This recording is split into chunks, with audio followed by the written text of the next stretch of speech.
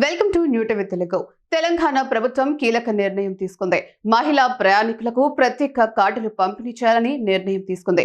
ఈ మేరకు తెలంగాణ రాష్ట్ర ఉప ముఖ్యమంత్రి మల్లు బట్టి విక్రమార్క ప్రకటించారు. ప్రజాభవన్లో ఆర్టీసీ, బీసీ సంక్షేమ శాఖ ఉన్నతాధికారులతో డిప్యూటీ సీఎం బట్టి విక్రమార్క, మంత్రి పొన్నం ప్రభాకర్ సమీక్షా సమావేశం నిర్వహించారు. ఈ క్రమంలో పలు కీలక అంశాలపై చర్చించారు. అనంతరం సంక్షేమ పథకాల అమలుపై కీలక సూచనలు చేశారు.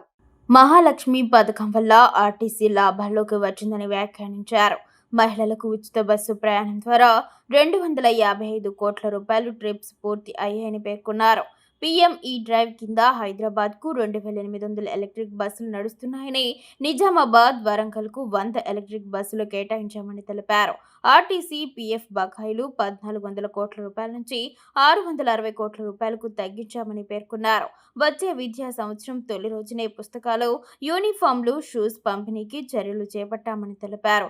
నాయి బ్రాహ్మణ రజక సంఘాలకు ఉచిత విద్యుత్ బిల్లుల నెలవారీ విడుదల చేస్తున్నామని అన్నారు.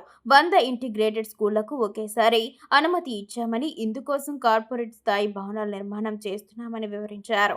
గురుకులాల కోసం 152 కోట్ల రూపాయలు విడుదల చేశామని తెలిపారు.